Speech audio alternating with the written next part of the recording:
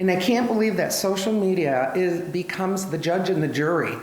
And it's like, don't you realize that there's always two sides to every story?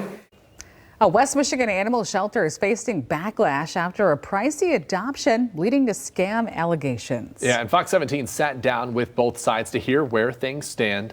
Our Michael Martin joins us in the studio with more. All new at 6 tonight. Michael.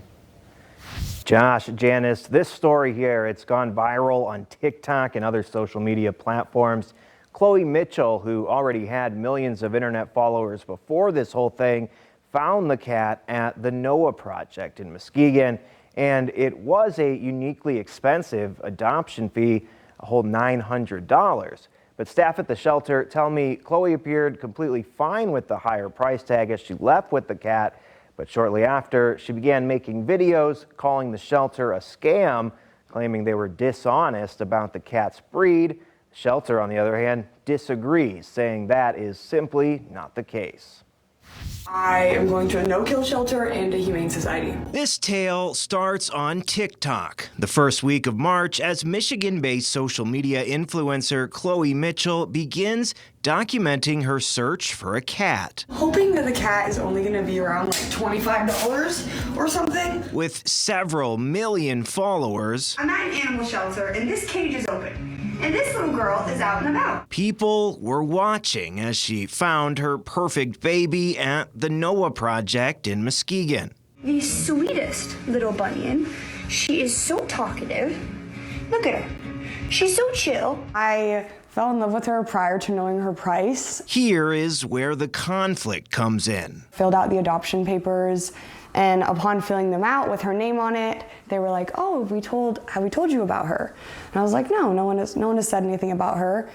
And it turns out she was $900 because she was an African Savannah. That was the only reasoning that I was given from the shelter. Oh, I found the one cat in West Michigan.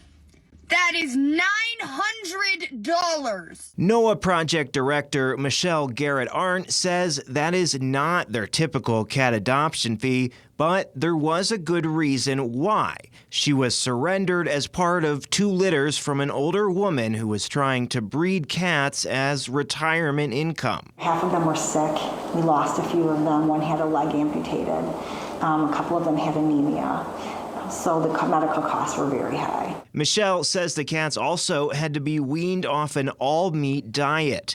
And she says the breeder told the Noah Project that the cats were at least part African Savannahs, a rare and often expensive breed. But Chloe says the shelter told her during the adoption process the only reason the cat was so expensive was because of her breed. As a dog person, I had no idea what an African Savannah was at all, so I just fell in love with the cat because she was super friendly, she didn't hiss at me, didn't claw at me. The shelter is adamant they were clear with Chloe that they could not guarantee the cat was actually a full African Savannah. She was not upset when she paid the $900 in the shelter. I said, "No, I really want this cat, so I'm okay with the $900. I trusted you and I gave you my money for a reason, believing that you were being truthful about her breed, which didn't matter to me at all because I just loved the animal. It was strictly about her being an African Savannah, not about her prior medical records." The situation has escalated for those at the Noah Project, now receiving negative reviews and voicemails like this.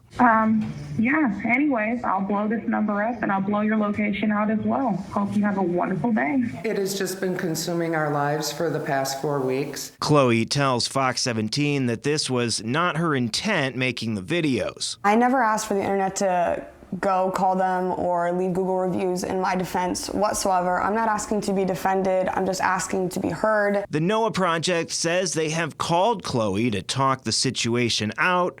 Chloe says she will only communicate with them going forward via email. All of this would go away if they sent me the certified paperwork ensuring she was in fact an African Savannah and I was rightfully charged the fee of $900. She was told that we had no paperwork from the cats. Nothing. We have a surrender form which they fill out when they surrender the cats. Chloe is planning to run her own DNA tests on the cat, while the Noah Project is hopeful they can sit down together and get everyone on the same page so they can move on with other animals. The only ones that are really suffering are the animals because it's affecting the adoptions here. It's going to affect adoptions in all of the shelters in West Michigan because of the way this is going across TikTok.